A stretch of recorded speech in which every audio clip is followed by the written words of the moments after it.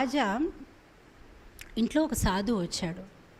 So ఆ సాధుకి రాజా చాలా గొప్పగా చెప్తున్నాడు, మీరు వచ్చారు కదా, సో నా ప్యాలెస్లో, నా రాజభవన్లో మీకు మంచి అకామిడేషన్ అరేంజ్ చేశాను.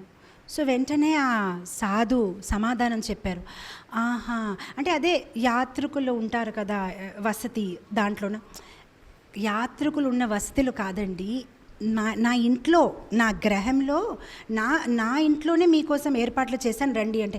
అదే కదా యాత్రికులు ఎవరైతే హోటల్ కాదండి, నా రాజభవన్లో అని.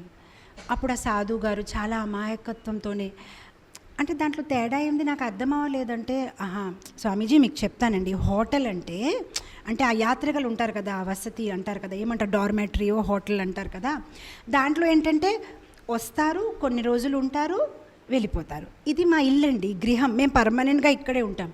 ఓహో అదా, నాకు అర్థం అవ్వలేదు. వెళ్ళారు వాళ్ళ ఇంటికి, భోజనం చేశారు. భోజనం చేసిన తర్వాత అడుగుతున్నారు, సో మీ తాతగారు ఎలా ఉన్నారు, ఎక్కడున్నారు? తాతగారు లేరండి. ఎక్కడున్నారు? అదేనండి పోయారు. ఆయన ఎప్పుడు పోయారు? ఓ చాలా సంవత్సరాలు అయిపోయిందండి. కానీ ఇక్కడే ఉండేవారు కదండి. ఉండేవారని, కానీ ఇప్పుడు పోయారండి. ఓహోహో. అయితే మీ నాన్నగారు ఎలా ఉన్నారు? నాన్నగారు పోయారండి, కానీ మొన్న కొన్ని సంవత్సరాల కింద వచ్చినప్పుడు ఇక్కడే ఉండేవారు కదా. ఉండేవారే, కానీ ఇప్పుడు పోయారండి.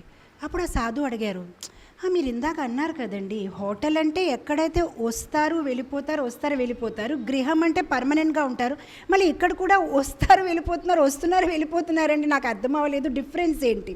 మీరు ఇందాకే అన్నారు కదా, మీ తాతగారు ఇక్కడే ఉండేవారు కానీ పోయారు, మీ నాన్నగారు ఇక్కడే ఉండేవారు కానీ పోయారు, మీరు ఇక్కడే ఉన్నారు కానీ పోతారు, మళ్ళీ మీ హౌస్కి హోటల్కి తేడా ఏంటి? మీకు అర్థమైందా? అప్పుడు రాజాకు అర్థమైందనమాట, ఓహో ఏం చెప్తున్నారు. సో నా ఒక గృహం మీద నేను మమకారము పెంచుకోకూడదు.